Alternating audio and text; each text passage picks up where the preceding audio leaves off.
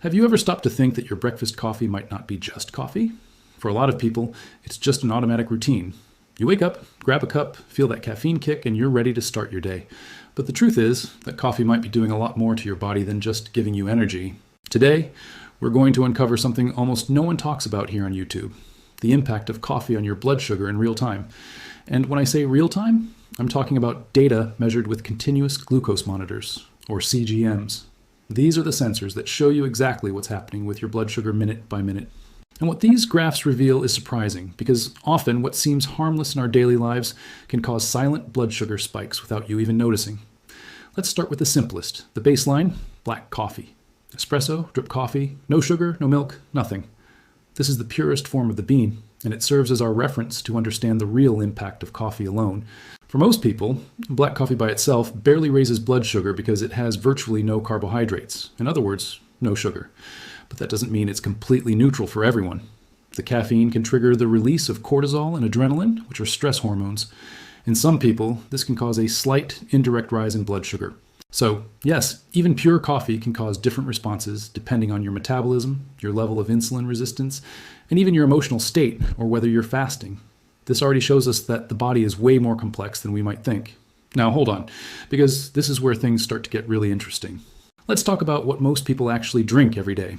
Lattes, cappuccinos, coffee with just a little sugar, those fancy cafe drinks with syrups, whipped cream, and all sorts of combinations that seem small but make a huge difference to your blood sugar. And this is where CGMs reveal a brutal reality. A simple splash of something can turn your coffee into a glucose bomb. Here's a classic example. Someone orders a latte thinking it's a light choice, but that one cup can have 20, 30, or even 40 grams of carbohydrates, depending on the milk and the syrups added. That's almost the equivalent of a soda in terms of metabolic impact. Liquid sugar is absorbed very, very quickly. Your blood sugar can peak within minutes, and then it drops just as fast. And that's exactly when many people feel that strange sensation. You feel hungry shortly after. You get that mid-morning fatigue. You're irritable, maybe even a little shaky. You start craving more sugar, you feel anxious. This is a metabolic roller coaster happening inside your body. And the worst part? Many people don't even realize that the coffee, which is supposed to be giving them energy, is actually what's triggering this instability. It's a cycle that repeats day after day. And there's more. It's not just about the sugar. The type of milk you use changes everything.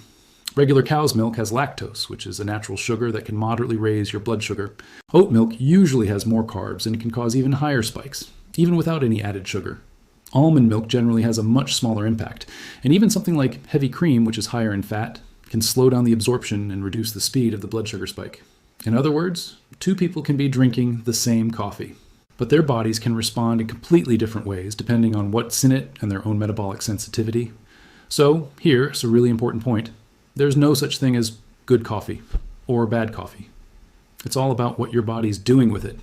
And that's why more and more experts are talking about metabolic personalization. Understanding your blood sugar isn't just for people with diabetes. It's about your energy levels, your focus, appetite control, healthy aging, and preventing future health issues. So, what does all of this mean for you? It means that coffee can be a neutral ally when it's pure, or it can be a silent glucose saboteur when it's loaded with all those hidden additions. If you want stable energy, fewer cravings, and healthier blood sugar, there are some simple choices you can make that will have a big impact. First, try choosing black coffee or coffee with minimal, if any, sweeteners. Be really careful with syrups and those fit or healthy cafe drinks, because many of them are hiding a lot of carbs. Pay attention to the type of milk you're using. And try to avoid drinking sweetened coffee on an empty stomach, as that can make the spike even worse. Most importantly, it's about seeking daily metabolic support, because the issue isn't just one cup of coffee, it's the pattern that repeats every single day. And this is exactly where something interesting comes in. Today, there are natural ways to help your body maintain a more balanced blood sugar response throughout the day. One example that many people are using is called GL Pro.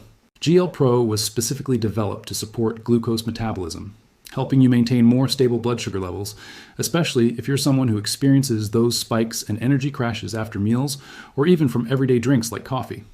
It works as a natural support for anyone who's looking for more balance, more stability, and more control over their metabolic health, without having to rely solely on willpower or make drastic lifestyle changes overnight. So, if you want healthier blood sugar, more consistent energy throughout the day, fewer sugar cravings, and better overall metabolic control, GL Pro is definitely worth checking out. The official links are in the description and in the pinned comment below. Go take a look when you have a moment. Now, I want to hear from you. How do you take your coffee? Is it black, with milk, with sweetener? Have you ever noticed an energy drop or feeling hungry right after drinking it? Let me know in the comments below, because this could be affecting your blood sugar far more than you realize. Thanks for watching, and I'll see you in the next one.